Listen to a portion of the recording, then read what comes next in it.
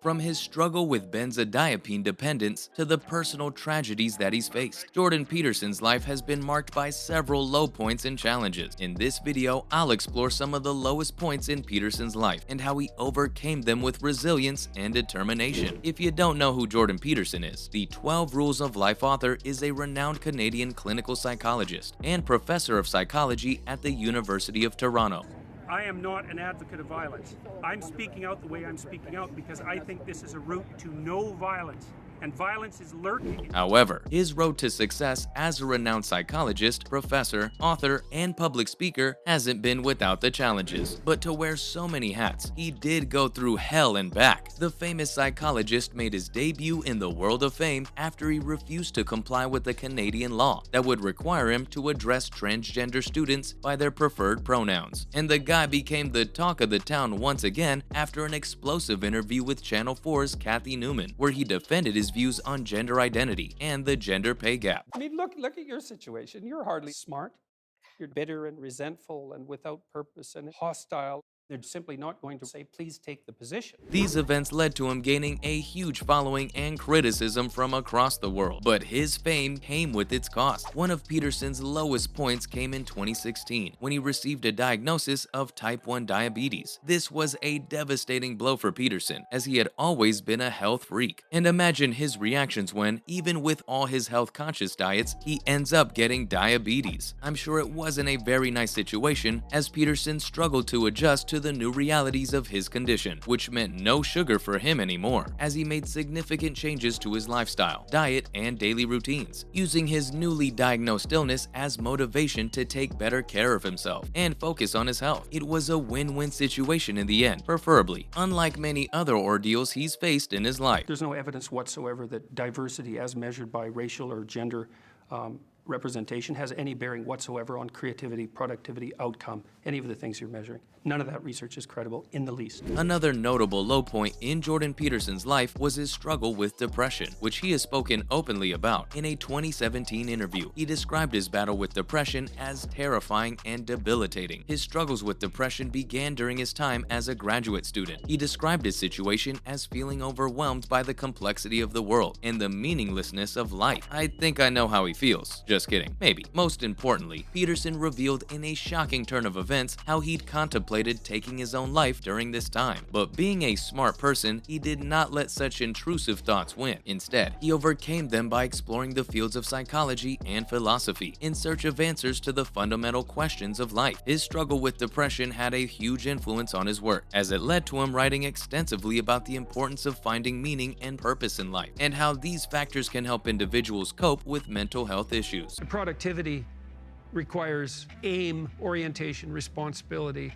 discipline, that willingness to work, that willingness to make sacrifices, which is the hallmark of maturity in the service of a higher goal. And after lots of thinking sessions, he eventually developed a theory of meaning and personality, which he outlined in his 1999 book, Maps of Meaning. The book received critical acclaim and established Jordan Peterson as a leading scholar in the field of psychology, giving him success through his struggle with depression. Woohoo! But his struggles did not end there. In 2019, a personal blow for Peterson came when his wife Tammy was diagnosed with a rare form of kidney cancer called clear cell renal cell carcinoma. It was a shock for him and his family, and sadly they've been dealing with the effects of Tammy's illness ever since. And if you thought that was sad, then you need to know about the next part. I felt all right, and she was feeling all right too, but we knew her surgery for what was hypothetically a relatively treatable cancer was coming up in March, so that was hanging over our heads.